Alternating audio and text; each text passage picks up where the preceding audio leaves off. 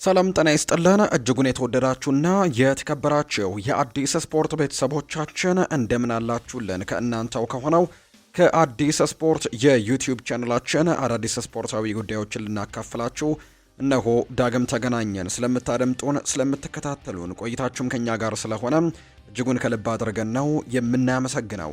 በዛሬ ፕሮግራማችን የተለያዩ ስፖርታዊ ጉዳዮችን ወደ እናንተ እያደረስን ቆይታን የምናደርግ ይሆናል። ከነዚህ መካከል የተለያዩ ትላንትና የነበሩ ጨዋታዎች ነበሩ። በካራባው ካፕ ትላንትና የፍጻሜ ጨዋታ ተደርጓል። ሲጠበቅ የነበረ የፍጻሜ መርሃ ግብር ነው። አርሰናልና ማንቸስተር ሲቲ በዚህ የውድድር ዓመት የመጀመሪያ ዋንጫቸውን ሁለቱም ቡድኖች ለማሳካት ያደረጉት ትልቅ ፍልሚያ ነበር። የትላንትናውን ጨዋታ በተመለከተ በርከት ያሉ ጉዳዮችን ወደ እናንተ የምናደርስ ነው የሚሆነው። ከዛ ውጭ ግን በተወዳጁ የእንግሊዝ ፕሪምየር ሊግ፣ በስፓኒሽ ላሊጋ፣ በጀርመን፣ በጣሊያን እና በፍሬንችም ሲጠበቁ የነበሩ መርሃ ግብሮች ነበሩ። እነሱን የጨዋታ ውጤቶች እያነሳን ቆይታን የምናደርግ ይሆናል። ብቻ እናንተ እስከ ፕሮግራማችን ፍጻሜ ድረስ አብራችሁኝ እንድትቆዩ በአክብሮት ጋብዛለሁ። የተለያዩ የዝውውር ጉዳዮችንም ከክለቦች ጋር አያይዘን ሰፋ አድርገን ወደ እናንተ የምናደርስ ነው የሚሆነው። ሀሳብ አስተያየቶቻችሁን ጻፉልን። የትላንትናውን የአርሰናልና የማንቸስተር ሲቲ ጨዋታ እንዴት ተመለከታችሁት? እሱን ጉዳይ ሀሳቦቻችሁን እያሰፈራችሁልን ከኛ ጋር እንድትቆዩ ነው በአክብሮት የምጋብዘው። ከመሸጋገሪያ በኋላ በድጋሚ ተመልሰን እንገናኛለን። አብራችሁን ቆዩ።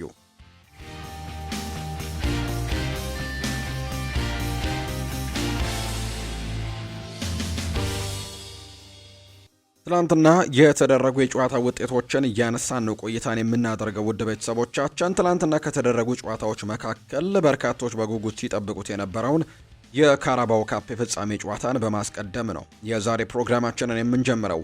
ይህ ጨዋታም በበርካቶች በጉጉት የሚጠበቅ ነበር። ሁለቱም አርሰናልና ማንቸስተር ሲቲ በዚህ የውድድር ዓመት የመጀመሪያ ዋንጫቸውን የሚያሳኩበት ውድድር ነው። ከዛ ውጪ ከትናንትናው ከፍጻሜ ጨዋታነቱ ውጪ ራሱ ሌሎች ደግሞ ዘርፈ ብዙ ጥቅሞች ያሉት አይነት ጨዋታ ነው። ምክንያቱም አርሰናል ይህንን ዋንጫ አሸንፎ ለሚቀጥሉት ጨዋታዎችና በተለይ ፕሪሚየር ሊጉን ለማሸነፍ በደንብ የሚንደረደርበት የአውሮፓ ቻምፒየንስ ሊግ ላይም ጥሩ ውጤቶችን ለማምጣትም ራሱን በስነ ልቦናም ረገድ በደንብ የሚያጠናክርበት ይሆናል ተብሎ በርካቶች ገምተው እንዲሁ ደግሞ ጨዋታውንም የማሸነፍ የተወሰነ ቅድመ ግምትንም አግኝቶ የነበረ ቡድን እንደነበር እናስታውሳለን። ማንቸስተር ሲቲም ቢሆን እንዲሁ ዋንጫውን ለማሸነፍ የተወዳጁ የእንግሊዝ ፕሪምየር ሊግን በተወሰነ ደረጃ ሳይኮሎጂካሊ ጠንከር የሚሉበትና እንግዲህ አርሰናልን ለመከተልም ጥሩ ሞራል የሚያገኙበት የጨዋታ ይሆናል ተብሎ ታስቦ ነበር ከዋንጫ ጨዋታነቱ ባሻገር። አርሰናል ግን ይህንን ዋንጫ ለማሳካትም እጅጉን በጣም በትልቁ እድሉ የተሰጠው አይነት ቡድን እንደነበር እናስታውሳለን። ይህንን ዋንጫ ካሸነፈም 33 ዓመታት በፊት እንደነበር ነው የምናስታውሰው። ከዛ ውጭ ግን ሚኬል አርቴታ በተጫዋችነትም በአሰልጣኝነትም በተካፈለባቸው የዌምብሌይ ፍጻሜ ጨዋታዎች ላይ ድል ያደረገ አሰልጣኝ ነውና ምንም አይነት ሽንፈት አልገጠመው ነበር። ትላንትናም ያንን ነገር ያስቀጥላል ብለው በርካቶች ሀሳባቸውን ሰጥተው ነበር። ከጨዋታው ጅማሮ በፊት በሁለቱም አሰልጣኞች በኩል በትልቁ ሲነሳ የነበረው ጉዳይ የትኛውን ግብ ጠባቂ ልጠቀም የሚለው ጉዳይ ነው። በአርሰናል በኩልም የኬፓ አሪዛባላጋ ይህንን ውድድር እዚህ ድረስ እንዲደርሱ ወይም ደግሞ እስከ ፍጻሜው ድረስ እንዲጓዙ ጥሩ የሆኑ አቁሞችን ሲያሳይ እንደነበር ወይም ደግሞ ጥሩ የነበረ ብቃት እንደነበረው እናስታውሳለን። የትላንትናው ፍጻሜ ጨዋታ እንዲደርሱ ያደረገበት መንገድ እንደነበር እናስታውሳለንና በፕሪሚየር ሊግ እና በቻምፒየንስ ሊግ ዳቪድ ራያ ነው ቋሚ ግብ ጠባቂያቸው። ነገር ግን በካራባው ካፕ ደግሞ እስከ ፍጻሜው እስኪደርሱ ድረስም አሪዛባላጋ ዋናው ግብ ጠባቂ እንደነበር እናስታውሳለን። በተመሳሳይ መልኩ በማንቸስተር ሲቲ ቤትም ጄምስ ትራፎርድ ነበር በካራባው ካፕ ጨዋታዎች ላይ ሲሰለፍ እንደነበር የምናስታውሰውና የማንቸስተር ሲቲው አሰልጣኝ ፔፕ ጓርዲዮላ ቀደም ብለው ነበር ትራፎርድን በቋሚ አስተላለፍ ውስጥ እንደሚያሰልፉት የተናገሩት። ነገር ግን አሰልጣኝ ሚኬል አርቴታ ግን የትኛውን ግብ ጠባቂ እንደሚያሰልፉ ጥያቄ ቀርቦላቸው ምላሽ አልሰጡም ነበር። ወይም ደግሞ የትኛውን እንደማሰልፍ እኔ ራሴ መርጫ ያለው ነገር ግን አልነግራችሁም የሚል አይነት ሀሳብን ጭምር ሲናገሩ እንደነበር እናስታውሳለን። እና ኬፓ ግን በቋሚ አስተላለፍ ውስጥ ትላንትና ተካቷል። እስከ ትላንት የመጣበት መንገድ ወይም ፍጻሜ ድረስ የተጓዘበት መንገድ እጅግ በጣም ቆንጆ የሚባል ጉዞ እንደነበር እናስታውሳለን። ነገር ግን ትላንትና ያ ነገር አልሰራለትም። በግልጽ ጥፋት በሰራው ግልጽ ጥፋት የመጀመሪያው ጎል የተቆጠረበትን መንገድ ተመልክተነዋልና ያ ነገር አሰልጣኝ ሚኬል አርቴታ ምናልባት በውሳኔያቸው ይጸጸቱ ይሆን የሚሉ አይነት ሀሳቦች እንዲነሱ አድርጓል። በአጠቃላይ ጨዋታውን ማንቸስተር ሲቲ 2-0 በሆነ ውጤት ነው ማሸነፍ የቻለው። በመጀመሪያዎቹ ደቂቃዎች አካባቢ ላይ በተለይ አርሰናሎች ያገኟቸውን እድሎች አለመጠቀማቸው፣ በተለይ ካይ ሃቨርትስ ያገኘው በጣም ግልጽ የሚባል እድልን አለመጠቀሙ አርሰናልን በትልቁ ዋጋ አስከፍሎታል ብሎ ማንሳት ይቻላል።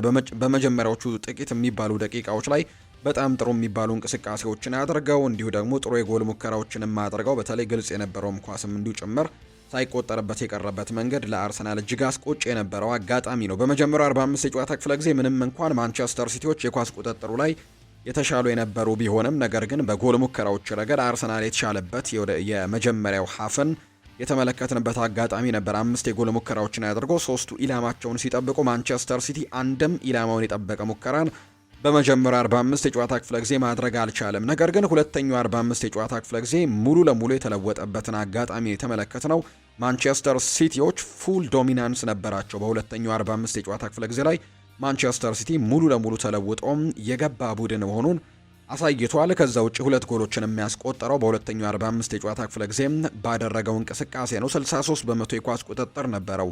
በሁለተኛው 45 8 የጎል ሙከራዎችን አድርገው ደግሞ 2ቱ ኢላማቸውን የጠበቁ ሙከራዎች እንደነበርም ጭምር ነው የተመለከትነውና እንግዲህ በአርሰናሎች 2-0 በሆነ ውጤት ነው በትናንትናው ጨዋታ ላይ የተሸነፉት። በመጀመሪያ ቡድኑ ከማንቸስተር ሲቲ የማጥቃት አቅም ጋር እንግዲህ ሲቲያይ በአጠቃላይ በትናንትናው ጨዋታ አርሰናሎች በጭራሽ አልተገናኙም ማለት ይቻላል። በተለይ የፈጠራ ተጫዋቾቻቸው ሁለቱም አልነበሩም። ማርቲን ኦዴጋርድ በጉዳት ምክንያት የትናንትናው ጨዋታ አልነበረም። ከዛ ውጪ ደግሞ ጨዋታው ሊጀመር በጣም ጥቂት የሚባሉ ደቂቃዎች ሲቀሩት ነው ኤብሪቼ ኢዜም በትናንትናው ጨዋታ ላይ እንደማይኖር የተረጋገጠውና ሁለቱ የፈጠራ አቅምን የሚጨምሩላቸው ተጫዋቾች ሜዳ ላይ ማግኘት አልቻሉም። እንዲሁ ዩሪየን ቲምበርም ሌላኛው በትናንትናው ጨዋታ ላይ አርሰናል የዚህን ተጫዋች ግልጋሎትን ማግኘት አልቻለም። በተለይ ግን የኤዜና የኦዴጋርድ ሜዳ ላይ አለመኖር በፈጠራው በኩል ላይ በጣም ደከም ብለው እንዲታዩ አድርጓቸዋል። በመጀመሪያዎቹ ደቂቃዎች የነበረው የቡድኑ የማጥቃት የበላይነትም አርቴታ ማስቀጠል አልቻለም። ጥንቃቄ የተሞላበትን ጨዋታ ከዛ በኋላ መምረጡ በሁለተኛው አጋማሽ ላይ ትልቅ ብልጫ እንዲወሰድበት ነው ያደረገው።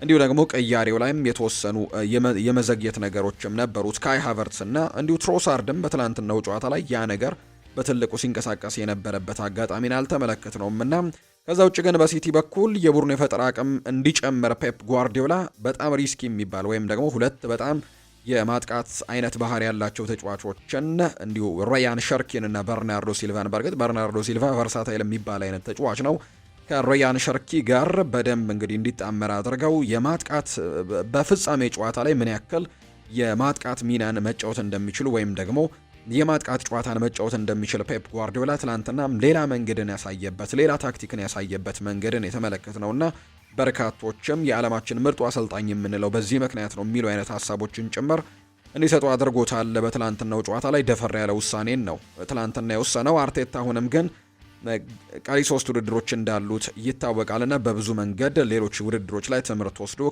ከዚህ የተሻለ ውጤትን ደግሞ ይዞ እንደሚመጣ በርካቶች እያነሱ ይገኛሉ። በአሰልጣኝ ሚኬል አርቴታ የሚመሩት አርሰናሎች ግን የካራባው ካፕ ዋንጫን ከ33 ዓመታት በኋላ ነበር ለማሳካት እጅጉን በትልቁ የገቡት የነበረው። ነገር ግን ያ ነገር ሳይሳካ ቀርቷል። አርሰናሎች ለመጨረሻ ጊዜ በ1993 ነው ይህንን ዋንጫ ድል ያደረጉት።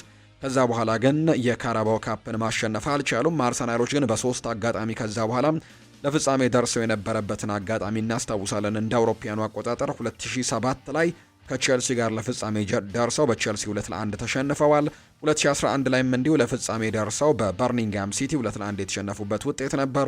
እንዲሁ 2017 ላይም በማንቸስተር ሲቲ 3-0 የተሸነፈበት ውጤት ነበር። ትላንትና በማንቸስተር ሲቲ ሌላ የ2-0 ሽንፈት የገጠመበትን አጋጣሚ ጭምር የተመለከተው ኒኮ ኦራይሊ ትላንትና 2 ግቦች ያስቆጠረው ተጫዋች ነው። በተለይ ሁለተኛው 45 የጨዋታ ክፍለ ጊዜ በ4 ደቂቃዎች ልዩነት ነው 2 ቆንጆ የጭንቅላት ጎሎችን ያስቆጠረው። በተለይ መጀመሪያው ኳስ ግን እንዳልኳችሁ ቀደም ከኬፓ አሪዛባላጋ ስህተት ጋር የተገኘች ኳስ እንደሆነች ተመልክተናል። ነገር ግን ኒኮ ኦራይሊ 60ኛውና 64ኛው ደቂቃ ላይ ጎል አስቆጥሮ ለማንቸስተር ሲቲ እጅግ ጣፋጭ የሚባለውን ድል ትላንትና ማሳካት የቻለበትን አጋጣሚ ጭምር ነው የተመለከትነው። ኤርሊንግ ሃላንድ ትላንትናም ጎል ማስቆጠር አልቻለም። በፍጻሜ ጨዋታዎች ላይ ዌምብሌይ ላይ እስካሁን ጎል ማስቆጠር ያልቻለ ተጫዋች እንደሆነ ተመልክተናል። ወደ 6 ያክል ጨዋታዎች ላይ ትላንትና እንዲህ ጎል ማስቆጠር ያልቻለበት አጋጣሚ ጭምር ነው የተመለከትነው። በትላንትናው ጨዋታ በአጠቃላይ በማንቸስተር ሲቲ በኩል በጣም ጥሩ የሚባሉ ፐርፎርማንሶችን ነው የተመለከትነው። ለምሳሌ ያክል ጄምስ ትራፎርድ በመጀመሪያዎቹ ደቂቃዎች ላይ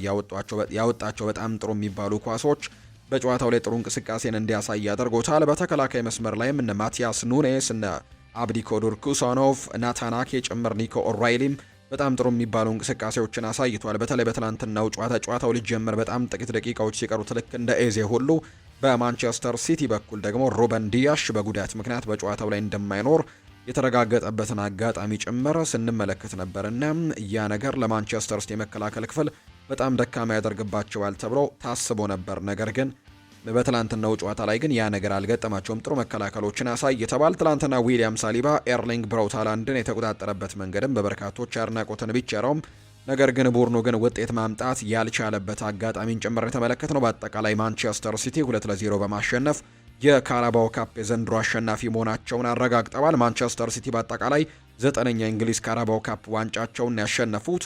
አርሰናሎች አሁንም ያለማሸነፍ ወይም ደግሞ የካራባኦ ካፕ የፍጻሜን ያለማሸነፍ ጉዟቸው አሁንም ቀጥሏል። ማንቸስተር ሲቲ ካደረጋቸው 10 የካራባኦ ካፕ ፍጻሜዎች ነው 9ኙን ማሸነፍ የቻለው። አንድ ጨዋታ ብቻ ነው የተሸነፈው። ማንቸስተር ሲቲ 9 የሊግ ካፕ ዋንጫ ማንሳት ችለዋል። አሰልጣኝ ፔፕ ጓርዲዮላ ደግሞ ሲቲን ከተረከቡ በኋላ 5ኛ የካራባኦ ካፕ ዋንጫቸው ሆኗል። ከ9ኙ ድሎች እንግዲህ በቅርብ ከተሳኩት ማለት ነው 5ቱን ያሳኩት ፔፕ ጓርዲዮላ ናቸው። አሰልጣኙ በድምሩ በሲቲ ቤት ያገኛቸውን የዋንጫ ስኬቶች ብዛት ደግሞ ወደ 19 ከፍ ያደረገበትን አጋጣሚ ጭምር የተመለከትነው። ቲየሪ ዳንኤል ኦንሪ ከትላንትናው ጨዋታ በኋላ አንድ ሀሳቡን ሰጥቷል። እኛ ካራባኦ ካፕ ሳይሆን ፕሪሚየር ሊጉን ብቻ እኛ ሁሉንም ጨዋታዎች ብንሸነፍ ያው ቻምፒዮንስ ሊጉንም ብንሸነፍ ሌሎችንም ውድድሮች ብንሸነፍ ችግር የለብኝም፣ ነገር ግን እኛ የምንፈልገው ፕሪሚየር ሊጉን ብቻ ነውና ሚኬል አርቴታ የፕሪሚየር ሊጉን ዋንጫ ብቻ አምጣልን ሲልም ጭምር ሀሳቡን እንደሰጠ ተመልክተናል። ቲየሪ ዳንኤል ኦንሪ የቀድሞው የአርሰናል ሌጀንድ ተጫዋች ነው ይህንን ሀሳብ የሰጠው። ትላንትና 2 ጎሎችን ያስቆጠረው ኒኮ ኦራይሊ ሀሳቡን ሰጥቷል። የማንቸስተር ሲቲን 2 ግቦች ያስቆጠረው እሱ ነው። ምርጥ የልደት ሳምንት ሆኖልኛል ሲልም ነው ከድሉ በኋላ የተናገረው። ከማንቸስተር ሲቲ ደጋፊ ቤተሰቦች የተገኘው ኒኮ ኦራይሊ ትላንትና 21ኛ ዓመት የልደት በዓሉን እያከበረ ነበርና በልደት ቀኑ ነው 2 ጎሎችን ያስቆጠረው፣ ቡድኑም የዋንጫ ባለቤት የሆነው። ኒኮ ኦራይሊ ከድሉ በኋላ ሲናገር አርሰናልን አሸንፎ ዋንጫን ማንሳት የማይታመን ስሜት አለው፣ ምክንያቱም ምን ያክል ጥሩ እንደሆኑ ጠንቅቀን እናውቃለን ሲልም ጭምር ነው የተናገረው። ድሉ ጥሩ መንፈስ እንደሚፈጥር የገለጸው ኒኮ ኦራይሊ በዚህ ድል ላይ መገንባት አለብን ሲልም ጭምር ነው የተደመጠው። ከጎሎቹ በኋላ ሁሉም ደጋፊ ሲጨፍር ሳይ ለማመን በጣም አዳግቶኝ ነበር፣ ጥሩ ስሜት አለው፣ ምርጥ የልደት ሳምንት ሆኖልኛል ሲልም ነው ኒኮ ኦራይሊ የተናገረው። ኦራይሊ ያከለውም ሁሉም ቤተሰቦቹ በስቴዲየም እንደሚገኙና በጣም መደሰታቸውንም ጭምር ነው የተናገረው። ሌላኛው ጄምስ ትራፎርድ ነው ሀሳቡን የሰጠው። ይሄ ቅጽበት ለኔ በጣም ትልቅ ትርጉም ያለው ነው ሲልም ጭምር ነው ጄምስ ትራፎርድ እንዲሁ የተናገረው። የማንቸስተር ሲቲው ግብ ጠባቂ ጄምስ ትራፎርድ ጠንካራ የግብ ሙከራዎችን በማዳን ቡድኑን በመርዳቱ መደሰቱን ነው የተናገረው። እዚህ ያለሁት የራሴን አስተዋጽኦ ለማድረግ ነው፣ ይሄ ቅጽበት ደግሞ ለኔ ትልቅ ትርጉም አለው ሲልም ነው ጄምስ ትራፎርድ የተናገረው። ከዓመታት በፊት ቶተንሃምን ስናሸንፍ ቁጥር 3 ወይም ደግሞ ቁጥር 4 ግብ ጠባቂ ነበርኩኝ፣ አንድ ቀን እንደማደርገው አስብ ነበር ሲልም ጭምር ነው ጄምስ ትራፎርድ የተናገረው። አሁን ግን ያንን ነገር በማሳካቴና በዚህ ቅጽበትም በጣም ተደስቻለሁ ብለዋል። ጄምስ ትራፎርድ በእግር ኳስ ሕይወቱ የመጀመሪያ ዋንጫውንም ነው ማሳካት የቻለው። ሌላኛው አሰልጣኝ ሚኬል አርቴታ ከትላንትናው ጨዋታ በኋላ ሀሳባቸውን ሰጥተዋል። የአርሰናል ዋና አሰልጣኝ ሚኬል አርቴታ የፍጻሜ ጨዋታ ሽንፈቱን በጣም አሳዛኝና የሚያሳምም ሲሉ ነው የገለጹት። ሚኬል አርቴታ ሲናገሩ በጣም ያሳዝናል ያሉ ሲሆን ለመቀበልም ደግሞ በጣም ከባድ ነው ሲሉ ነው ብስጭታቸውን የተናገሩት። ይሄ ውድድር ለደጋፊዎች ምን ያክል አስፈላጊ እንደሆነ ጠንቅቀን እናውቃለን ሲሉ ነው ሚኬል አርቴታም ጨምረው የተናገሩት። ለማንቸስተር ሲቲ እንኳን ደስ አላችሁ ማለት ፈልጋለሁ ያሉት አርቴታ አሁን ይህንን ብስጭት በመጨረሻ ወራት ላይ አስደናቂ ጊዜን ለማሳለፍ ለመጠቀም መዘጋጀት አለብን ሲሉ ነው የተናገሩት። ስለ ኬፓ ተጠይቀው ነበር አሰልጣኝ ሚኬል አርቴታ ስህተት የእግር ኳሱ አንድ አካል ነው ሲሉ ጭምር ነው ምላሽ የሰጡት። በሌላ በኩል አሰልጣኙ ኤዜ በጉዳት ከእንግሊዝ ብሔራዊ ቡድንም እንደማይቀላቀል ነው ይፋ ያደረጉትና በትላንትናው ጨዋታ ላይም በጉዳት ምክንያት እንዳልተሰለፈ ጭምር ነው የተረጋገጠው። ኤቢሪቼም ኤዜም ሌላኛው ጓርዲዮላ ነው ሀሳቡን የሰጠው። የዋንጫው ባለቤት አሰልጣኝ ጓርዲዮላ ሲናገር አርቴታ ሲሸነፍ እንግዲህ ሊሸነፍ የማይችል አይነት ቡድንን ነው የገነባው ሲልም ጭምር ነው ጓርዲዮላ የተናገረው። የማንቸስተር ሲቲው አሰልጣኝ ፔፕ ጓርዲዮላ ዋንጫውን ያገኙት ምርጥ ቡድን አሸነፈው በመሆኑ ልዩ ስሜት ሰጥቶኛል ሲልም ጭምር የተናገሩት። ትላንትና በተለይ የአርሰናልን የጨዋታ ለማስጀመር የሚያደርጉትን አጋጣሚ ያጨናገፉበት ታክቲክም እጅግ በጣም አስደናቂ እንዲሆን አድርጎታል። በትላንትናው ጨዋታ የተጠቀሙበት መንገድና ጨዋታን ከግብ ጠባቂ ጀምረው እንዳይወጡ አርሰናሎችን በጣም ፕረስ ያደርጓቸው እንደነበር በአዲስ ታክቲክም ፕረስ ያደርጓቸው ጭምር እንደነበር ነው የተመለከትነው። እንግዲህ ጓርዲዮላ ይቀጥላል ሀሳቡን። አርቴታ ፍጹም ለማሸነፍ የሚከብድ ቡድንን የገነባው ሲል ያደነቁት ጓርዲዮላ አርሰናልም ከሙኒክና ባርሳ ጋር የአውሮፓ ምርጡ ክለብ ነው ሲሉ ጭምር እንዲሁ ተናግረዋል። አክለውም በመጀመሪያዎቹ ደቂቃዎች መተንፈሻ ሳጥተውን ነበረ፣ ከኋላም ደግሞ መጫወት ጀምረን ነበር፣ ነገር ግን ደስተኛ ነኝ ሲሉ ነው የተናገሩት። አርሰናልን ማሸነፍ የሊግ ካፕ ዋንጫን እየተለየ አድርጎታል ሲል ነው ጓርዲዮላ የተናገረው። ስለ ደስታ አገላለጻቸው የተጠየቁት ጓርዲዮላ እኔም ደግሞ ደስቴን እገልጻለሁ፣ እኔ ሰው ነኝ ኤአይ አይደለሁም ሲሉ ጭምር ነው የተናገሩትና ደስቴን መግለጽ አለብኝ ሲሉ ጭምር ነው የተናገሩት። የአርሰናሉ ተከላካይ ዊሊያም ሳሊባ የተወሰነ ጉዳት እንደገጠመው ተነግሯል። በጉዳት ምክንያት ከብሔራዊ ቡድን ስብስብም ውጪ መሆኑን የተነገረው። በዚህ ምክንያትም በዊሊያም ሳሊባ ቦታ የክሪስታል ፓላሱ ተጫዋች ላክሯ ጥሪ ቀርቦለታል። ስለዚህ ዊሊያም ሳሊባ ብሔራዊ ቡድኑን አይቀላቀልም በተወሰነ ጉዳት ምክንያት። በሌላ በኩል ሌሎች ጉዳት የገጠማቸው የአርሰናል ተጫዋቾች ለምሳሌ ክሌብሪቼ ኢዜም የእንግሊዝ ብሔራዊ ቡድንን እንደማይቀላቀል ተናግሯል። በአንጻሩ የኒውካስል ዩናይትዱ ሃርቬ ባርነስ በሱ ቦታ ጥሪ ቀርቦለታል። ሌላኛው ዩሪያን ቲምበርም እንዲሁ በጉዳት ምክንያት ከኔዘርላንድ ብሔራዊ ቡድን ስብስብ ውጭ የሆነ ሌላኛው ተጫዋች እንደሆነ የተነገረው። እነዚህ የአርሰናል ተጫዋቾች ጉዳት የገጠማቸው ተጫዋቾች እንደሆኑ ነው የተመለከትነው። በአጠቃላይ ግን የትናንትናው ጨዋታ በዚህ መልኩ ነው የተጠናቀቀው። የእናንተን የውድ ቤተሰቦቻችንን ሀሳብ አስተያየት ደግሞ ኮሜንት ቦክስ ላይ ልታጋሩን ትችላላችሁ። ውድ ቤተሰቦቻችን ቁጥራዊ መረጃዎችን እናንሳና ደግሞ ወደ ሌሎች ጨዋታዎች እናምራ። በአጠቃላይ በትናንትናው ጨዋታ ሙሉ ጨዋታውን ከተመለከተን ማንቸስተር ሲቲ 62 በመቶ የኳስ ቁጥጥር ነበረው። በአንጻሩ አርሰናሎች 38 በመቶ ነበር የኳስ ቁጥጥራቸው። ኤክስፔክተድ ጎልስ የምንል ወይም ኤክስጂውን ያስመዘገቡት ማንቸስተር ሲቲ 1.51 ነበር። በአንጻሩ በአርሰናል በኩል ከአንድ ዝቅ ያለ 0.64 ነበር በትናንትናው ጨዋታ ላይ ያስመዘገቡት። ሁለቱም ቡድኖች 10 የጎል ሙከራዎችን ያደርገዋል። በአርሰናል በኩል 4ቱ ኢላማቸውን ሲጠብቁ፣ በማንቸስተር ሲቲ በኩል 2ቱ ናቸው ኢላማቸውን የጠበቁት። ሁለቱም ደግሞ ወደ ጎልነት የተቀየሩበት አጋጣሚ ጭምር ነው የተመለከትነውና በአጠቃላይ በትናንትናው ጨዋታ ማንቸስተር ሲቲ በኒኮ ኦራይሊ 2 ግቦች አርሰናልን 2-0 ያሸነፉበት ውጤት ነው የተመዘገበው። የካራባው ካፕ የፍጻሜ ጨዋታን በዚህ መልኩ ነው የተጠናቀቀው። የተወዳጁ የእንግሊዝ ፕሪምየር ሊግ 31ኛ ሳምንት መርሃ ግብሮች ደግሞ ትናንትና እንዲሁ ቀጥለው ተደርገዋል። የተለያዩ ጨዋታዎች ናቸው ትላንትና የተደረጉት። በጣም ሲጠበቁ የነበሩ ጨዋታዎች ነበሩ በተወዳጁ የእንግሊዝ ፕሪምየር ሊግ ትላንትና የተደረጉት። ከነዛ መካከል የታይን ዊር ደርቢ ትላንትና ተደርጓል። ኒውካስል ዩናይትድ እና ሰንደርላንድ የሚያደርጉት ጨዋታ እንደሆነ ይታወቃል። የታይን ዊር ደርቢ በተለይ ሰንደርላንድ በመጀመሪያው ዙርም የዚህን የታይን ዊር ደርቢ ማሸነፍ መቻሉ እናስታውሳለን። ትላንትና ደግሞ በሴንት ጄምስስ ፓርክ ነው ጨዋታው የተደረገው። በተለይ ኒውካስል ዩናይትዶች ባለፉት ጥቂት ሳምንታት ጥሩ መሻሻሎችን ያሳየ ቡድን እንደነበር እናስታውሳለን። 2 ተከታታይ ጨዋታዎችን ያሸነፈበት አጋጣሚን ጭምር ነበር። የትላንትናውን ጨዋታ ምናልባት አሸነፈው ቢሆን ኖሮ ነጥቡን ከፍ አድርጎ እስከ 9ኛ ደረጃ ድረስ መምጣት የሚችልበት እድሉ ነበረው 12ኛው ደረጃ ላይ የተቀመጠው ኒውካስል ዩናይትድ እና በተለይ ደግሞ ይህንን ጨዋታ ማሸነፍ ጨዋታውን ከማሸነፍም በተጨማሪ የደርቢ ስሜትም ስላለው የከተማ ተቀናቃኞችም ስለሆኑ ሰንደርላንድን ማሸነፍ በትልቁ የሚጠብቁት ነገር ነው ደጋፊዎቹና በሜዳቸው ሴንት ጄምስስ ፓርክ ነው ጨዋታ የተደረገው። ነገር ግን ኒውካስል ዩናይትድ በሜዳው ያደረገውን ጨዋታ በሰንደርላንድ 2-1 በሆነ ውጤት ተሸንፏል። ሰንደርላንድ ከኒውካስል ጋር ያደረገውን የታይን ዊር ደርቢን ጨዋታን 2-1 በማሸነፍ ነው ጣፋጭ ድል አስመዝግበው የወጡት።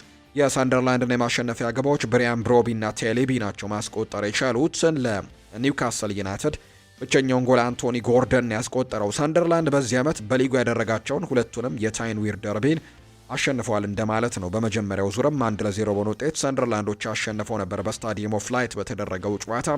አሁን ደግሞ በሴንት ጄምስስ ፓርክ 2-1 በሆነ ውጤት ትላንትና ማሸነፍ ችለዋል። ሰንደርላንድ አሁን ላይ በሊጉ ከኒውካስል ዩናይትድ ጋር ያደረጓቸውን ያለፉትን 11 ጨዋታዎች አልተሸነፈም። ስለዚህ በዚህ በታይን ዊር ደርቢ ጨዋታ ላይ በጣም ጥሩ ስኬት እንዳላቸው እየተመለከትን እንገኛለን። ሰንደርላንዶችና በ11 ጨዋታዎች ላይ ምንም አይነት ሽንፈት አልገጠመውም። ትናንትና ሰንደርላንድ ማሸነፉን ተከትሎ በደረጃ ሰንጠረዡም ከኒውካስል ዩናይትድ ከፍ ብሎ ተቀምጧል። በ1 ነጥብ በልጦት ሰንደርላንድ 11ኛ ደረጃ ላይ ሲቀመጥ፣ ኒውካስል ዩናይትድ በአንጻሩ በ42 ነጥቦች 12ኛ ደረጃ ላይ የተቀመጠበት ውጤት ነው የተመዘገበው። ሌላኛው አስተን ቪላና ዌስትሃም ዩናይትድ ያደረጉት መርሃ ግብር ነው። ይህ ጨዋታ እንዲሁ ሲጠበቅ የነበረ መርሃ ግብር ነው። ምክንያቱም ከአውሮፓ ቻምፒየንስ ሊግ ተሳትፎ ጋር በተያዘ አስተን ቪላ በጣም አጣብቂኝ ውስጥ ገብቶ ነበር። ምክንያቱም ከየትላንትናው ጨዋታ በፊት የነበሩ 4 ያለፉትን ጨዋታዎች አላሸነፈም ነበር። 4ቱን ካለማሸነፉ ጋር በተያዘ ደግሞ 3ቱን ያለፉትን ጨዋታዎች ደግሞ በተከታታይ ሽንፈት የገጠመው ቡድን ነበርና የአሰልጣኝ ኡናይ ኤምሪ ቡድን የሶስተኛ ደረጃነቱን ለማንቸስተር ዩናይትድ ማስረከቡን እናስታውሳለን። ከዛ ውጭ ደግሞ የአውሮፓ ቻምፒየንስ ሊግ ተሳትፎንም ቦታ ሌሎቹ አስረክቦ ወደ ኋላ ሊጠፋ ነው የሚሉ አይነት ሀሳቦች በርካቶች ሲያነሱ የነበረበት ሳምንታት እንደነበሩ እናስታውሳለን። ነገር ግን ትላንትና ወደ ድል ተመልሷል። አስተን ቪላ ወራጅ ቀጠናው ላይ የሚገኘውን የኑኖ ኤስፕሬንቶ ሳንቶን ቡድን ዌስትሃም ዩናይትድን በሜዳው ቪላ ፓርክ ነበር ያስተናገደው። ትላንትና ግን 2-0 በሆነ ውጤት አስተን ቪላ ማሸነፍ ችሏል። ጆ መጊን እና ኦሌ ዋትኪንስ ግቦቹን ያስቆጠሩ የአስተን ቪላ ተጫዋቾች ናቸው። አስተን ቪላ ጨዋታውን ድል ማድረጉን ተከትሎ የአውሮፓ ቻምፒየንስ ሊግ ተሳትፎን ለማግኘት በሚደረገው ጥረት ላይ በጣም ትልቅ የሚባል ውጤትን አስመዝግበዋል። ምክንያቱም ተቀናቃኞቻቸው በዚህ ሳምንት በሙሉ ነጥብ ጥለዋል። ማንቸስተር ዩናይትድም አቻን ያጠናቀቀው በዚህ ሳምንት ባደረገው መርሃ ግብር ላይ ከቦርንመዝ ጋር ያደረገውን ጨዋታ፣ ከዛ ውጭ ሊቨርፑል በዚህ ሳምንት ያደረገውን ጨዋታም ተሸንፏል በብራይተን ኤንድ ሆቭ አልቢየን። ቸልሲም እንዲሁ በዚህ ሳምንት ያደረገው መርሃ ግብር 3-0 በሆነ ውጤት በኤቨርተን መሸነፉን እናስታውሳለን እና አስተን ቪላ ብቻ ነው በአውሮፓ ቻምፒየንስ ሊግ ተሳትፎን ቦታ በትክክል ለማግኘት በሚደረገው ትንቅንቅ ላይ በዚህ ሳምንት ድል የቀናው ቡድንና ከማንቸስተር ዩናይትድ ያለውን የነጥብ ልዩነት ወደ 1 አጥብቦ 4ኛ ደረጃ ላይ መቀመጡን ቀጥሏል። ከዛ ውጭ ግን ከተከታዮቹ ለምሳሌ ከሊቨርፑል ያለው የነጥብ ልዩነት ወደ 5 ከፍ ማለት የቻለበትን እንዲሁ ከቼልሲ ያለው የነጥብ ልዩነት ደግሞ ወደ 6 ከፍ ያደረገበትን አጋጣሚ ጭምር የተመለከትነውና ለአስተን ቪላ በጣም ጥሩ ሳምንት የሆነ ይመስላል። የአሰልጣኝ ኡናይ ኤምሪ ቡድን በአጠቃላይ ጨዋታውን 2-0 አሸንፈው በአውሮፓ ቻምፒየንስ ሊግ ተሳትፎ ለሚደረገው ፉክክር 7 ሳምንታት እየቀሩት 31ኛ ሳምንት ጨዋታ ስለሆነ ትናንትና ያደረጉት 7 ሳምንታት እየቀሩት ለመሳተፍ ትልቅ እድልን እንዳላቸው የሚያሳይ አይነት ውጤት ነው ትናንትና ማምጣት የቻሉት። ሌላኛው ሲጠበቅ የነበረው ጨዋታ በቶትንሃም ሆትስፐርስ ስቴዲየም የተደረገው ቶትንሃምና ኖቲንግሃም ፎረስትን ያገናኘው ጨዋታ ነው። ይሄ በርካቶች በጉጉት የሚጠብቁት ጨዋታ ነበር። ምክንያቱም ከትናንትናው ጨዋታ ቀደም ብሎ የአሰልጣኝ ኢጎር ቱዶር ቡድን ቶተንሃም በጣም አስቸጋሪ ጊዜ ላይ እንደነበር እናስታውሳለን። ነገር ግን ባለፉት 2 ጨዋታዎች ግን በተለይ በሳምንቱ መጨረሻ በተወዳጁ እንግሊዝ ፕሪሚየር ሊግ ከሊቨርፑል ጋር ያደረጉት እንቅስቃሴ በጣም ጥሩ ነበር። እንዲሁ ነጥብ አግኝተውም ነው የወጡት። ከዛ ውጭ በሳምንቱ አጋማሽ ደግሞ በአውሮፓ ቻምፒየንስ ሊግ ከአትሌቲኮ ማድሪድ ጋር ያደረጉትን በሜዳቸው የነበረውን ጨዋታ ደግሞ በጣም ጥሩ የሚባል ፐርፎርማንስን አሳይተው ጨዋታውን አሸንፈው መውጣት ችለው ነበር። ምንም እንኳን በድምር ውጤት ከውድድሩ ቢሰናበቱም ነገር ግን በጨዋታው ላይ 3-2 አሸንፈው ነበርና በዛ ጨዋታ ላይ ለማሸነፍ የነበራቸው ፍላጎት፣ ውጤቱን ለመቀልበስ ላይ የነበራቸው ፍላጎት እጅግ አስደናቂ ነበርና በፕሪሚየር ሊጉ እንደዚህ መጫወት የሚችሉ ከሆነ በደንብ ከወራጅ ቀጠናው መውጣት ይችላሉ የሚሉ አይነት ግምቶች ሲሰጣቸው ነበር። ትላንትና ደግሞ በሜዳቸው በቶተንሃም ሆትስፐርስ ስቴዲየም ምን አይነት ነገር ያሳዩናል የሚለው ጉዳይ በርካቶች ሲጠብቁት ነበር። ሁለቱም ደግሞ በወራጅ ቀጠና ላይ የሚገኙ ቡድኖች ናቸው። 16ኛና 17ኛ ደረጃ ላይ ነበር የተቀመጡት። መጀመሪያ ላይ ጨዋታው ከመጀመሩ በፊት ቶተንሃም ሆትስፐርስ 30 ነጥቦችን ሰብስቦ 16ኛ ደረጃ ላይ የተቀመጠ ቡድን ነበር። ኖቲንግሃም ፎረስት ደግሞ በ29 ነጥቦች 17ኛ ደረጃ ላይ የተቀመጠ ቡድን እንደነበር እናስታውሳለን እና የትላንትናውን ጨዋታ ማሸነፍ ከወራጅ ቀጠናው ለመራቅም በጣም በትልቅ እድል የሚሰጣቸው አጋጣሚ እንደነበር እናስታውሳለን። ይህንን እድል የተጠቀመው ግን ቶተንሃም ሳይሆን ኖቲንግሃም ፎረስት ነው። ከሜዳው ውጪ ወደ ቶተንሃም ሆትስፐርስ ያቀናው ኖቲንግሃም ፎረስት 3-0 በሆነ ውጤት ማሸነፍ የቻለበትን ውጤት ነው ያሳካው። ቶተንሃምም የመውረድ ስጋቱ እጅጉን እየጨመረ መጥቷል። ትላንትና በኢጎር ሄሱስ፣ ሞርጋን ጊብስ ዋይት እና በታይዋዎኒ 3 ግቦች ነው ኖቲንግሃም ፎረስት 3-0 በሆነ ውጤት ማሸነፍ የቻለው። ኖቲንግሃም ፎረስት ቶተንሃምን በሜዳው በማሸነፍ በ2 ነጥብ በልጦት በ16ኛ ደረጃን መቀመጥ ችሏል። የቶተንሃም ሆትስፐርስ ደግሞ የመውረድ ስጋቱ እጅጉን የጨመረበት ከወራጅ ቀጠናው በ1 ነጥብ ብቻ ያርቆ የተቀመጠበት ወራጅ ቀጠናው ስጋት ላይም የተጋረጠበት አጋጣሚን ጭምር የተመለከት ነው። ቶተንሃም ያለፉትን 13 የፕሪሚየር ሊግ ጨዋታዎች ማሸነፍ ያልቻለ ቡድን ነው። ቶተንሃም በውድድር ዓመቱ 15ኛ የፕሪሚየር ሊግ ሽንፈቱን ነው ትላንትና ያስተናገደው። ከ31 ሳምንታት ኦልሞስት ሀፉን ማለት ይቻላል፣ ኦልሞስት ግማሹን ማለት ይቻላል 15ቱን በሽንፈት ነው ያጠናቀቀው። በሌላ ተጠባቂ ጨዋታ እንዲሁም ሌሎችም መርሃ ግብሮች እንደነበሩ ተመልክተናል። ቶተንሃም ግን ትላንትና የተሸነፈበት አጋጣሚ ግን ምናልባት ለቡድኑ ደጋፊዎች እጅግ በጣም አሳዛኝ ምሽት እንደነበር ከደጋፊዎቹ እንግዲህ ሲያሳዩ ከነበረው ጨዋታ ላይ ሲያሳዩ ከነበረው ሪያክሽን መረዳት ይቻላል። በጣም በርካቶች ያዝነው ቶተንሃም ሆትስፐርስ ደጋፊዎችን የተመለከትንበት አጋጣሚ ጭምር እንደነበር ተመልክተናል። ቁጥራዊ መረጃዎችን ለመመልከት ያክል ከትላንትናው ጨዋታ ጋር በተያዘም በትላንትናው ጨዋታ የኳስ ቁጥጥር ነበራቸው ቶተንሃም ሆትስፐርሶች 59 በመቶ እንዲሁ 14 ሙከራዎችን አድርገው ነው 3ቱ ኢላማቸውን የጠበቁ የነበሩት። በአንጻሩ ኖቲንግሃም ፎረስት 8 ሙከራዎችን አድርገው 7ቱ ኢላማቸውን የጠበቁ ሙከራዎችን ማድረግ ችለዋል። በዚህም ቶተንሃም ሆትስፐርስ መሸነፉን ተከትሎ የወራጅ ቀጠና ስጋቱ እጅጉን በጣም እየጨመረበትን አጋጣሚ ጭምር ነው የተመለከትነው። በአጠቃላይ የተወዳጁ የእንግሊዝ ፕሪሚየር ሊግ የደረጃ ሰንጠረዥን እንመልከት። በዚህ ሳምንት ጨዋታቸውን አላደረጉም። ትላንትና የካራባኦ ካፕ የፍጻሜ ጨዋታ ስለነበረባቸው አርሰናልና ሲቲ አርሰናል ግን 31 ሳምንታትን ጨዋታዎች አድርጓል። 70 ነጥቦችን ሰብስቦ አንደኛን የተቀመጠው ማንቸስተር ሲቲ በአንጻሩ በ61 ነጥቦች አንድ ቀሪ ጨዋታ አለው ሁለተኛ ደረጃ ላይ ተቀምጧል። ማንቸስተር ዩናይትድ በ55 ነጥብ ሶስተኛ ነው። አስተን ቪላ በ54 ነጥቦች አራተኛ ደረጃ ላይ የተቀመጠ ቡድን ሆኗል። ሊቨርፑል አምስተኛ ነው በ49 ነጥብ፣ ቸልሲ በ48 ስድስተኛ ደረጃ ላይ ተቀምጧል። ወራጅ ቀጠናው ላይ ዌስትሃም ዩናይትድ በ29 ነጥብ 18ኛ፣ በርንሌ በ20 ነጥብ 19ኛ፣ እንዲሁ ወልቨርሃምፕተን ወንደረርስ በ17 ነጥብ 20ኛ ደረጃ ላይ የተቀመጠ ቡድን መሆኑን ነው እየተመለከትን የምንገኘው። ቶተንሃም ሆትስፐርስ ዌስትሃም ዩናይትድ በቀጣይ ጨዋታዎች ላለመውረድ የሚያደርጓቸው ትግሎች በርካቶች በጉጉት እንዲጠብቋቸው አድርጓል። ከፍተኛ ግብ አስቆጣሪነቱን ኤርሊንግ ብራውት ሃላንድ ነው እየመራ የሚገኘው በ22 ግቦች። ኢጎር ቲያጎ ከብሬንትፈርድ 19 ግቦች ያሉት፣ አንቷን ሴሜኒዮ 15፣ ጃኦ ፔድሮ 14፣ ዳንኤል ቤክ 12 ግቦችን ማስቆጠር ችሏል። ብሩኖ በ16 አሲስቶች ይመራል። ራያን ሸርኪና ኤርሊንግ ሃላንድ ደግሞ 8 እና 7 አሲስቶችን ማድረግ የቻሉም ተጫዋቾች መሆናቸውን ነው የተመለከት ነው። በሌሎች ሊጎችም ትላንትና ጨዋታዎች ቀጥለው ተደርገዋል። ትላንትና በስፓኒሽ ላሊጋ የተደረጉ መርሃ ግብሮች ያሉ ባርሴሎና መሪነቱን አጠናክሯል። ቀደም ብሎ ባደረገው መርሃ ግብር የካታላኑ ክለብ ባርሴሎና ከራዮ ቫያካኖ ጋር ነበር ትላንትና የላሊጋ ጨዋታውን ያደረገው። በጣም ቆንጆ የሚባል ሙከራዎች የነበሩበት ጨዋታ እንደነበር ትላንትና ተመልክተናል። ባርሴሎና ግን 1-0 በሆነ ጠባብ ውጤት ነው ማሸነፍ የቻለው። የባርሴሎናን የማሸነፊያ ግብም ሮናልድ አሮሆ ነው ማስቆጠር የቻለው። በትላንትናው ጨዋታ ላይ ግን ራፊኒሃ፣ ላሚን ያማል በጣም በርከት ያሉ የጎል ሙከራዎችን ሲያደርጉ ተመልክተናል። ነገር ግን ተጨማሪ ጎሎችን ማስቆጠር አልቻሉም። በአንጻሩ በራዮ ቫይካኖ በኩልም እጅግ አስደናቂ ሙከራዎችን ሲያደርጉ ተመልክተናል። ነገር ግን ግብ ጠባቂው ዮሃን ጋርሲያ በጭራሽ የሚቀመስ አልሆነም። በትናንትናው ጨዋታ ላይ የጨዋታውም ኮከብ ተብሎ የተሸለመው የባርሴሎናው ግብ ጠባቂ ዮሃን ጋርሲያ ነው። በጣም በርከት ያሉ አደገኛ የሚባሉ ኳሶችን ሲያድንና ባርሴሎና ጨዋታውን አሸንፎ እንዲወጣ የራሱን አስተዋጽኦ አድርጎ የወጣበትን አጋጣሚ ጭምር የተመለከትነው። ባርሴሎና ግን በሮናልድ አሮሆ የጭንቅላት ኳስ ወይም በቴስታ የተቆጠረች ኳስ ናት 1-0 በሱ ኳስ ማስሸነፍ ችለዋል። ባርሴሎና በሜዳው ያደረጋቸውን 15 ጨዋታዎችንም ሁሉንም ማሸነፍ ችሏል። በአጠቃላይ ባርሴሎና ትናንትና ማሸነፉን ተከትሎ አሁንም ነጥቡን ከፍ አድርጎ መሪነቱን ማስቀጠል የቻለበትን ውጤት ነው ማስመዝገብ የቻለው። በቀጣይ ደግሞ ከአትሌቲኮ ማድሪድ ጋር የሚያደርጓቸው ጨዋታ የሚጠበቅ ነው የሚሆነው። ሌላኛው በትልቁ ሲጠበቅ የነበረው ጨዋታ የማድሪድ ደርቢ ጨዋታ ነው። ሎስ ብላንኮቹና አትሌቲኮ ማድሪድን ሎስ ሮሂ ብላንኮቹ ያደረጉት መርሃ ግብር በጣም ሲጠበቅ የነበረ ጨዋታ ነው። ሁለቱ የከተማ ተቀናቃኞች ያደረጉት መርሃ ግብር በተለይ በመጀመሪያው ዙር ሪያል ማድሪድ በጣም ጥሩ በነበረበት ጊዜ ላይ አትሌቲኮ ማድሪድ በኤርዌን ዋንዳ ሜትሮፖሊታኑ አሬና የሻቪ አሎንዞን ቡድን 5-2 በሆነ ሰፊ ውጤት አሸንፎት እንደነበር እናስታውሳለን። እና ትናንትና ሪያል ማድሪድ ለዛ ምላሽ ይሰጣል ወይስ ደግሞ እንደ መጀመሪያው ዙር አትሌቲኮ ማድሪድ ድጋሚ ጨዋታውን ያሸንፋል የሚለው በትልቅ ጉጉት ሲጠበቅ የነበረ ጨዋታ ነው።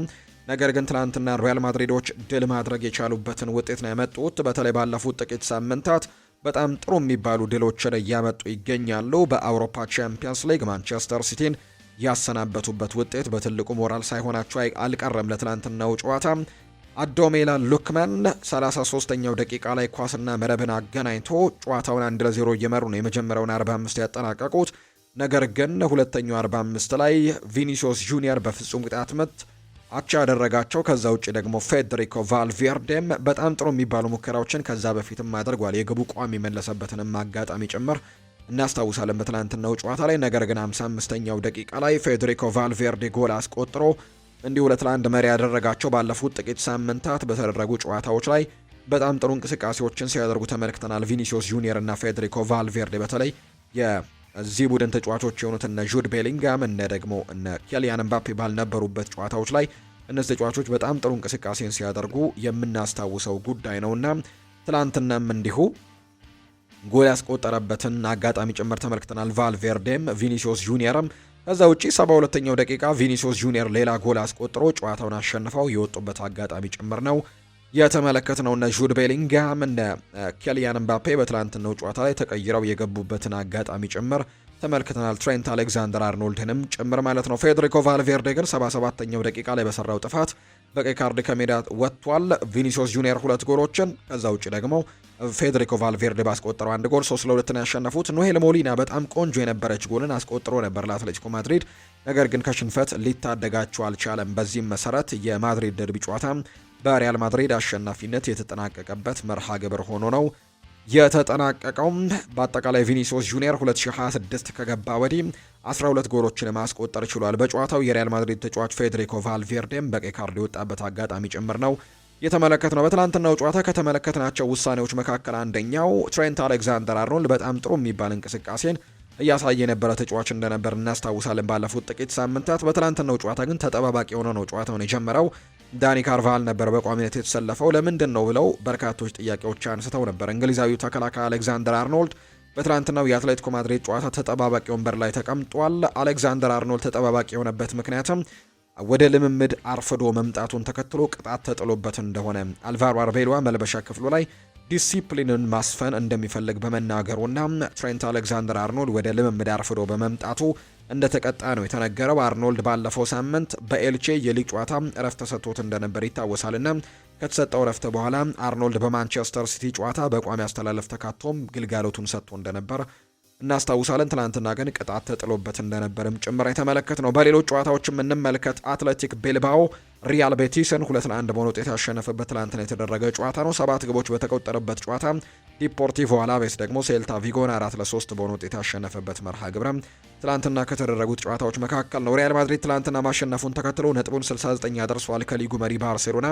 ያላቸው የነጥብ ልዩነት አሁንም በአራትነቱ እንደቀጠለ ነው የሚገኘው። ሁለተኛ ደረጃ ላይ ግን ተቀምጠዋል። አትሌቲኮ ማድሪድ ትላንትና ሽንፈት ገጥሞታልና በ59 ነጥብ አራተኛ ደረጃ ላይ ተቀምጧል። ሶስተኛ ደረጃ ላይ የሚገኘው ቪያሪያል እንደሆነም ይታወቃል። ትላንትና በስፓኒሽ ላሊጋ የተደረጉ ጨዋታዎች እነዚህ ናቸው።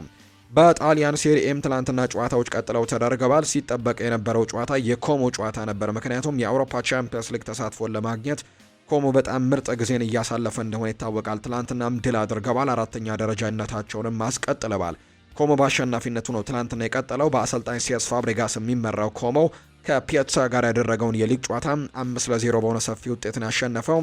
ጂያኦ ዶቪካስ፣ ባቱሪና፣ ኒኮፓዝ እና ፔሮኒ ያስቆጠሩት ግቦች እንግዲህ የሴስ ፋብሪጋስ ቡድን 5-0 እንዲያሸንፍ ረድተውታል።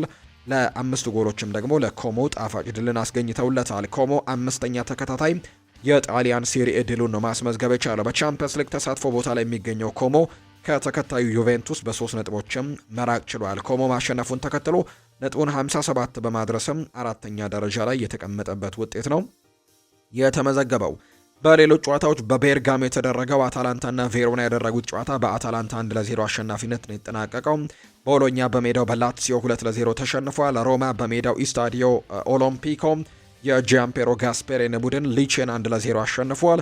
እንዲሁ ኢንተር ሚላን እና ፊዮረንቲናም ትናንትና ጨዋታቸውን ያደርገው 1-1 በሆናቸው ውጤት ነው ጨዋታቸውን ያጠናቀቁት። በጣሊያን ሴሪኤም በተደረጉ መርሃ ግብሮች በጀርመን ቡንደስሊጋ ማይንስ አይንትራክ ፍራንክፈርትን 2-1 በሆነ ውጤት አሸንፈዋል። ፍራይበርግ ደግሞ ሴምት ፓውሊን እንዲሁ 2-1 ያሸነፈበት ውጤት ትናንትና ነው። ስቱትጋርት ኦግስበርግን 5-2 በሆነ ሰፊ ውጤት ነው ማሸነፍ የቻሉት። ሊዮን በፍሬንች ሊግ 1 በሞናኮ ትላንት 2-1 ተሸንፏል። ማርሴይም እንዲሁ ሽንፈት ገጥሞታል። በሊል ነው 2-1 የተሸነፈው። አዲስ አዳጊው ቡድን ፓሪስ ሊ ሃርቬን 3-2 አሸንፏል። ሬንስ እና ሜትስ 0-0 ጨዋታቸውን ሲያጠናቅቁ ስትራስቡርግ ደግሞ ከናንትስ ጋር ያደረገውን ጨዋታ 3-2 በሆነ ውጤት ያሸነፈበት መርሃ ግብር ትላንትና በፍሬንች ሊጓን የተደረጉ ጨዋታዎች ናቸው። በአጠቃላይ በአውሮፓ ታላላቅ ሊጎች ትላንትና የተደረጉት መርሃ ግብሮች ደግሞ እነዚህን ነው የሚመስሉት። ውድ ቤተሰቦቻችን ማንቸስተር ዩናይትድን የተመለከቱ መረጃዎችን ደግሞ ወደ እናንተ እናድርስ። ውድ ቤተሰቦቻችን ማንቸስተር ዩናይትዶች የብሩኖ ጉማሬሽን ወኪል ማነጋገራቸው ነው ይፋ የተደረገው። ማንቸስተር ዩናይትድ የኒውካስል ዩናይትዱን የመሃል ሜዳ ተጫዋች የሆነው ብሩኖ ጉማሬሽን ማነጋገራቸው ይፋ ተደርጓል። ማንቸስተር ዩናይትድ ባለፉት ሳምንታት ከብራዚላዊው አማካይ ብሩኖ ጉማሬሽ ወኪል ጋርም ንግግር ማድረጋቸውን የተገለጸው በክለቡና ተጫዋቹ ወኪል በተደረገው ንግግርም በፍላጎት ላይ ያተኮረ እንደነበር ጭምር ነው መረጃዎች የወጡት። ማንቸስተር ዩናይትድ ውሳኔውን ከመወሰኑ በፊትም ያሉትን የተለያዩ አማራጮችንም እንደሚያጤኑበት ጭምር ይፋ ተደርጓል። ክለቡ እንደ ሳንድሮ ቶናሊ እንዲሁ ደግሞ እንደ ኤሊዮት አንደርሰን ሁሉ ብሩኖ ጉማሬሽንም ጭምር እንደሚያደንቅ ነው የሚነገረው። በሌላ በኩል ማንቸስተር ዩናይትድ እና አንድሬ ኦናና መካከል ያለው ግንኙነትም ማብቃቱን የሚያመለክት እድልም እንዳለ ነው ፋብሪዚዮ ሮማኖ የተናገረው። ወደ ማንቸስተር ዩናይትድ የሚመለስ እድል እንደሌለው ነው ፋብሪዚዮ ሮማኖ ጭምር የተናገረው። በአማካይ ስፍራ ላይ ግን ዩናይትዶች በትልቁ በዝውውር መስኮቱ ላይ ትልቅ እንቅስቃሴዎችን ያደርጋል ተብሎ ይጠበቃል። ከነዚህ መካከል ደግሞ በትልቁ እንቅስቃሴ ያደርጉበታል ተብሎ የሚጠበቀው ተጫዋች ብሩኖ ጉማሬሽም ሊሆን እንደሚችል የሚያሳዩ መረጃዎች እየወጡ ይገኛሉ። ብሩኖ ጉማሬሽ እንደ ሳንድሮ ቶናሊ፣ ኤሊዮት አንደርሰን ሁሉ ዋና የማንቸስተር ዩናይትድ የመሃል ሜዳ ኢላማ እንደሆነም የሚያሳዩ መረጃዎች በትልቁ እየወጡ እንደሚገኝ ነው ፋብሪዚዮ ሮማኖ ከዝውውር ጉዳዮች ጋር አያይዞ መረጃውን እያወጣ የሚገኘው።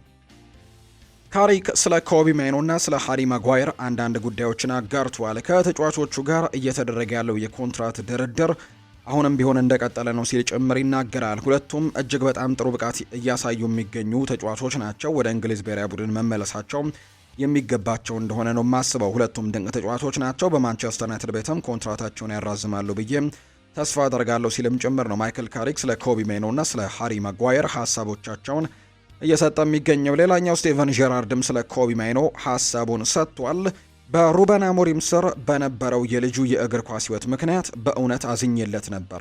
ማንቸስተር ዩናይትድ ወጥ የሆነ አቋምን በማያሳይበት ወቅትም እሱ ምንም እድል እንዳልነበር ወይም ምንም አይነት እድል አለማግኘቱ አግባብ እንዳልነበር ነው የማስበው።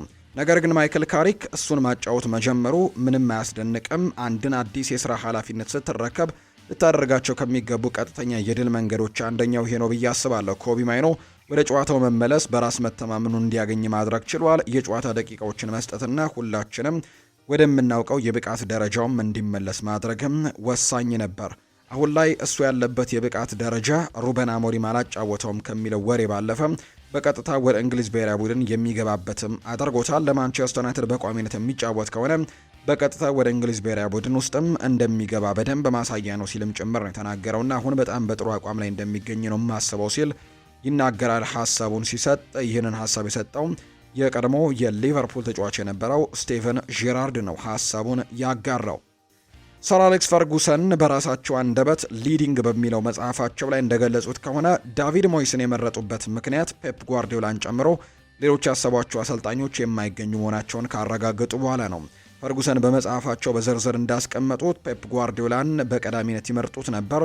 ፈርጉሰን ኒውዮርክ ላይ ከፔፕ ጓርዲዮላ ጋር ሲገናኙ ወደ ሌላ ክለብ ከመሄዱ በፊት ደውልልኝ ብለውት ነበር። ነገር ግን ፔፕ ሳይደውልላቸው ጥር ወር ላይ ወደ ባየር ሚኒክ እንደሚሄድም በይፋም መረጋገጡ ፔፕ ጓርዲዮላን ወደ ማንቸስተር ዩናይትድ የማምጣት ፍላጎታቸው ሳይሳካ እንደቀረ ነው የሚናገሩት ሰር አሌክሳንደር ቻማን ፈርጉሰን። ሌሎች እጩዎችም ነበራቸው። ለምሳሌ ያክል ዦዜ ሞሪኒዮ፣ የርገን ክሎፕ፣ ካርሎ አንቸሎቲ። ዩናይትድ ፔፕን ብቻ ሳይሆን ዦዜ ሞሪኖን ወደ ቼልሲ ለመመለስ ተስማምቶ ነበር። የርገን ክሎፕ በዶርትሙንድ ደስተኛ ነበር። ካርሎ አንቸሎቲም ሪያል ማድሪድን ሊረከብ ነበርና እነዚህንም ለማግኘት ሞክረው ሳይሳካላቸው ቀርቷል። ሌላኛው ሞይስ ነው የተመረጠው። እነዚህ ሁሉ ልምድ ያላቸው አሰልጣኞች እንደማይገኙ ሲረጋገጥ ፈርጉሰን ቀጣዩ ምርጫቸውን ያደረጉት ዳቪድ ሞይስን ነበር።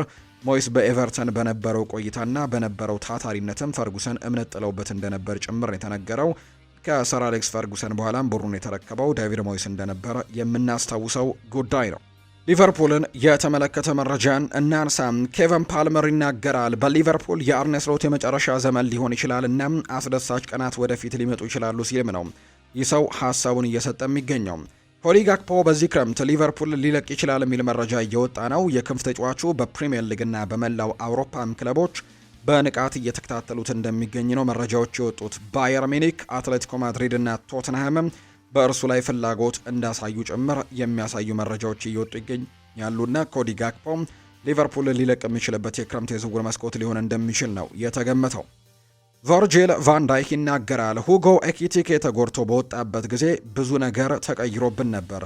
የተሸነፍንበት ምክንያት ያልነበረም፣ ነገር ግን የጨዋታችንን ነገር ትንሽ ቀይሮታል። ለውጦች ሲያደርግም አስተላለፉ ተቀየረና ቦታዎቹም ተለወጡ። እናም ከዚያ የተለዩ ነገሮችም በጨዋታው ላይ ተፈጠሩ ሲልም ጭምር ነው ቨርጂል ቫን ዳይክ የተናገረው። ቫን ዳይክ ይቀጥላል። ሁሉንም ነገር ለማስተካከል እየሞከረን ነው፣ ችግሩን ለመቅረፍም እየሰራን ነው። እናም ወደ አንድ አቅጣጫም እንደምንሄድ ተስፋ እናደርጋለን። ነገር ግን በአሁኑ ጊዜ እንደዚያም ይሆን አይመስለኝም ሲልም ጭምር የተናገረው ቨርጂል ቫን ዳይክ ይቀጥላል። ምን እንደምል አላውቅም። ባለፉት ወራት ተመሳሳይ ነገር ተናግሬያለሁ። በጥሩ ብቃት ላይ መገንባት አንችልም። ለማሳካት የምንሞክረውን ለማሳካት ይህ መለወጥ ያለብን ነገር ነው። እናም ቻምፒየንስ ሊግም ደግሞ ጥሩ ውድድራችን ይሆናል ብዬ ተስፋ አደርጋለሁ ሲል ነው ቫን ዳይክ የሚናገረው። ሁሉም ነገር ጥምረት ነው። ነገር ግን እውነታው በሳምንቱ አጋማሽ ላይ ባደረግነው ጥሩ ድል ላይ እንግዲህ መገንባት አለመቻላችን ነው። በጣም ፈጣን ለውጥ ነበር። ነገር ግን ይህ ለምን እንደተሸነፍን ሰበብ ማድረግ አልፈልግም። በጣም ብዙ ጊዜ ተከስቷል። እናም መከሰቱ ከቀጠለ ለማሳካትም የምንፈልጋቸውን ነገሮች ማሳካት አንችልም። አሁን እድል ካለ ሁልጊዜም በራስ መተማመን አለን። ነገር ግን የተሻለ ማድረግ አለብን። እርግጥ ነው እና ደግሞ ካላደረግነው በጣም ከባድ ይሆናል። 7 ተጨማሪ ጨዋታዎችና ከባባድ ጨዋታዎችም እንዲሁ ይጠብቁናል። ስለዚህም እኛ ያንን ለማሸነፍም ነገሮችን መለወጥ አለባቸው ሲልም ጭምር የተናገረው ሀሳቡን የሰጠው ቨርጂል ቫን ዳይክ ነው።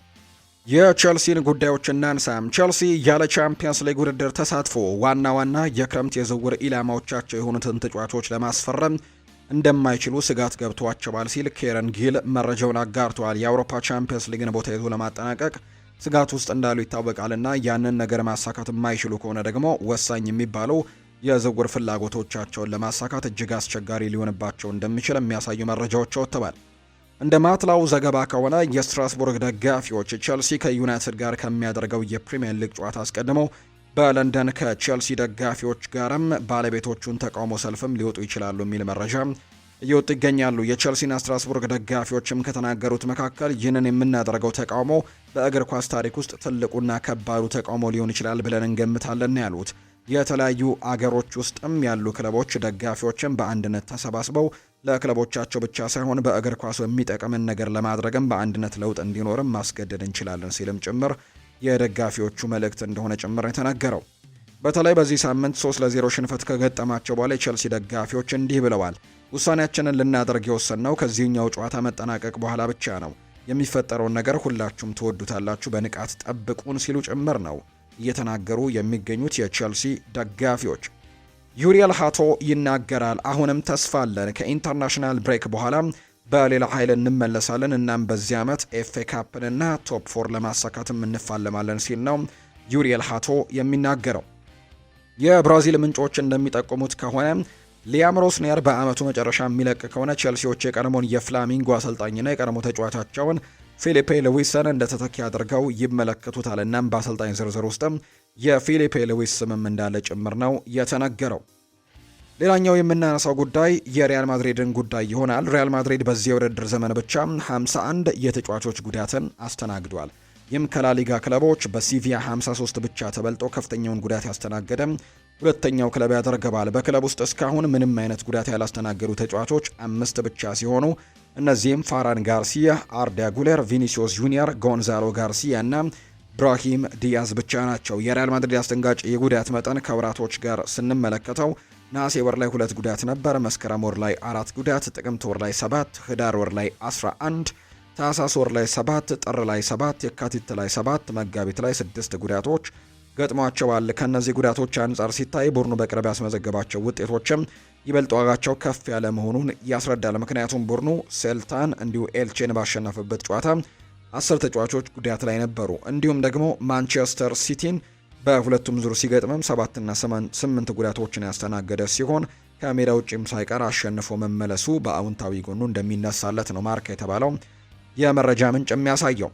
ቲያጎ ፔትሮቺ በቅርብ ከተደረጉ የሪያል ማድሪድ ጨዋታዎች ወሳኝ መሆኑን እያሳየ ይገኛልና ብዙ ሜዳዎችን ሸፍኖ መጫወቱ ቡድኑ ኳስን ከኋላ መስርቶ ሲወጣ ደግሞ ባለው እገዛና የመከላከል ብቃቱ ቡድኑ ውስጥ ቁልፍ ተጫዋች እንዲሆን አስችሎታል። በተጨማሪም እሱ ሜዳ ውስጥ ሲገኝም ለፌዴሪኮ ቫልቬርዴ በክንፍ ሩጫዎች ለማድረግም እንዲችል ክፍት ቦታዎችን በማስለቀቅም ረገድ ጥሩ የሚባል ስራንም ደግሞ እየሰራለት እንደሚገኝ ነው ማርካ የተባለው የመረጃ ምንጭ ያጋራው። ዳኒ ካርቫሃል አሁን ላይ ከአውሮፓ ውጭ ያሉ የተለያዩ ክለቦች 100% የተረጋገጡ የናስፈረመ ጥያቄዎችንና የኮንትራት አቅርቦቶችም እየመጡለት ነው የሚገኘው። ተጫዋቹ አቅርቦቶችን እየገመገመ ሲሆን በቅርቡ ውሳኔ እንደሚያሳልፍም ጭምር ነው መረጃዎቹን ማቴዎ ሞሬቶ ይፋ ያደረገው። አንቶኒ ሩዲገር በአመቱ መጨረሻ ከሪያል ማድሪድ ጋር ውሉን የሚያራዝምበት እድል ሰፊ ሆኗል። ጉልበቱ መዳኑን ተከትሎ እያሳየ ያለው ብቃትም ክለቡ ተደንቋል። የአሰልጣኝ አርቤሏ የቅርብ ጊዜ አስተያየትም ክለቡ የተጫዋቹን ኮንትራት ለማደስም ክፍት እንደሆነ ያሳያል ሲል ነው መረጃው የወጣው። ሪያል ማድሪድን በማግኘታችን እጅግ በጣም ተደስተናል ብሏል ጆሹዋ ኪሚች። እኔ ባየር ሚኒክን ከተቀላቀልኩኝ አንስቶ ብዙ ጊዜ ተገናኝተናል፣ ነገር ግን እነሱን ጥለን ማለፍ አልቻልንም። በአብዛኞቹ ግጥሚያዎች ግን እኛ ያነሰ ቡድን ሆነን ሳይሆን እድል ከኛ ጋር ስላልነበረች ነው ተሸንፈን የወጣ ነው። በአሁኑ ግን ይሄ እንደሚቀየር አምናለሁ ሲል ጆሹዋ ኪሚች ሀሳቡን ሰጥቷል። ሪያል ማድሪድ በአልቫሮ አርቤሏ ስር ያሳየው የተወሰነ መሻሻል በሶስቱ ቁልፍ ምክንያቶች የመጣ እንደሆነ ይታመናል። አንደኛው የአማካዩ ቁጥር ጨዋታውን ለመቆጣጠር ሲባል በመጨመር በመስመሮች መካከል ያለውን ርቀት በመቀነስ ኳስ በሚያጡበት ወቅት ደግሞ በጥሩ ሁኔታ በመከላከላቸው ውጤቶችን ለመቀየር ችለዋል ተብሏል። በእነዚህ ሀሳቦች ላይ ኢብራሂም ዲያዝ ባለው ተለዋዋጭነት፣ የጨዋታ ባህሪ፣ የመከላከል ጥረትና በመስመሮች መካከል ለመጫወት ባለው ብቃትም የተነሳ ለቡድኑ ቁልፍ ተጫዋች መሆኑንም ያሳየበት አጋጣሚ ጭምር እንዳለ ነው መረጃዎች እየወጡ የሚገኙት። በአውሮፓ ቻምፒየንስ ሊግ ተጨማሪ የቦታ ድልድልን ማግኘት ዙሪያ ላይ ያለው ፉክክር ወይም ተጋድሎ አሁንም ቀጥሏል። በዚህም ሊጎች በቻምፒየንስ ሊግ ተሳትፎ ቁጥራቸውን ለመጨመርም በከፍተኛ ሁኔታ እየተንቀሳቀሱ ነው የሚገኙት። አንደኛው እንግሊዝ ነው። እንግዲህ እንግሊዝ በክለቦቿ የላቀ ውጤት ምክንያት በደረጃ ሰንጠረዡ አናት ላይ ነው የምትገኘው። አሁን ባለው ሁኔታ እንግሊዝ በሚቀጥለው የውድድር ዓመት ማለትም በ2026/27 የውድድር ዓመት 5 ክለቦችን በቻምፒየንስ ሊግ ለማሳተፍ የሚያስችላትን ተጨማሪ ቦታ በይፋ ለማረጋገጥም አንድ ያቻ ውጤትን ብቻ ነው የሚቀራት። ሌላኛው ስፔን ናት። ስፔን በሁለተኛ ደረጃ ላይ በመገኘቷ ለሁለተኛ ተጨማሪ ቦታ ቅድሚያ ግምትን አግኝታለች። በአውሮፓ መድረክ የሚደረጉ የሩብ ፍጻሜ ጨዋታዎች ላይ 6 ክለቦች እየተሳተፉ ይገኛሉ። እነሱም ሪያል ማድሪድ፣ ባርሴሎና፣ አትሌቲኮ ማድሪድ፣ ሪያል ቤቲስ፣ ሴልታ ቪጎ እና ራዮ ቫይካኖ ናቸው። በዚህም እነዚህ ክለቦች የተለያዩ የአውሮፓ ውድድሮች ላይ በመሳተፍ ላይ በመሆኗ የቻምፒየንስ ሊግ ተሳታፊ ክለቦቿን የመጨመር እድሏ ሰፊ ነው ተብሏል። ስፔን ሌላኛው ጀርመን ነው። በጀርመን ደግሞ በደረጃ ሰንጠረዡ ወደ 3ኛ ደረጃ ዝቅ ብለዋል። እንደ ቦሩሲያ ዶርትመንድና ባየር ሌቨርኩዘን ያሉ ታዋቂ ክለቦቿ ከውድድሩ መውጣታቸው በቀጣይ ዓመት ጀርመን ክለቦች ተጨማሪ ቦታን የማግኘት ተስፋ አስቸጋሪ አድርጎታል። ሌላኛው ፖርቱጋል ነው። 4ኛ ደረጃ ላይ የተቀመጠችው ፖርቱጋል በደረጃው ከፍተኛ መሻሻል አሳይታለች። በ4ኛ ደረጃ ላይም ተቀምጣለች። ምንም እንኳን ለተጨማሪ ቦታ ያላት እድል አነስተኛ ቢሆንም በ6ኛ ደረጃ ላይ መሆኗን በማረጋገጧ ለ2027/28 የውድድር ዓመት 3 ክለቦች በቻምፒየንስ ሊግ የማሳተፍ መብቷ አረጋግጣለች ነው እየተባለም የሚገኘው። ስለ አብዲኮዶር ኩሶኖቭ አንድ ሀሳብን እንመልከት። አርሰን ቬንገር የሰጡት ነው። አሰልጣኞች እንደሱ ያለ ተጫዋችን በጣም ይወዳሉ ብለዋል አርሰን ቬንገር ስለ አብዲኮዶር ኩሶኖቭ ሲናገሩ። ኩራት የለውም፣ ሁከት ደግሞ የለበትም፣ መከላከል ብቻ ነው ስራው፣ ያንን ነገር ብቻ ነው ሰርቶ መውጣት የሚፈልገው። በዚህም በጣም በርካታ አሰልጣኞች የሚወዱት አይነት ተጫዋች ማለት ይሄ ተጫዋች ነው ሲሉ ጭምር ነው ሀሳባቸውን የሰጡት። አሰልጣኝ አርሰን ቬንገር ናቸው ይህንን ሀሳብ ያጋሩት። የተወደዳችሁና የተከበራችሁ ቤተሰቦቻችን ለዛሬ ያዝንላችሁ አዳዲስ ስፖርታዊ ጉዳዮቻችን እነዚህን ይመስላሉ። ስላደመጣችሁን፣ ስለተከታተላችሁን፣ ቆይታችሁን ከኛ ጋርም ስላደረጋችሁ እጅጉን ከልብ አድርገን ነው የምናመሰግነው። ፉአድ ባህሩ የዛሬውን ፕሮግራም እየመራው ከእናንተ ጋር ቆይታን አድርጌያለሁ። በቀጣይ ፕሮግራሞቻችን ሌሎች ስፖርታዊ ጉዳዮችን፣ ሌሎች አዳዲስ መረጃዎችን አካተን በድጋሚ ተመልሰን የምንገናኝ ይሆናል። ለዛሬ ግን ስላደመጣችሁኝ፣ ስለተከታተላችሁኝ ቆይታችሁም ከኛ ጋር ስለነበር ከልብ አድርጌ ያመሰግናለሁ። መልካም ጊዜ መልካም ቀን እንዲሆንላችሁም ጭምር ነው በአክብሮት የምመኘው።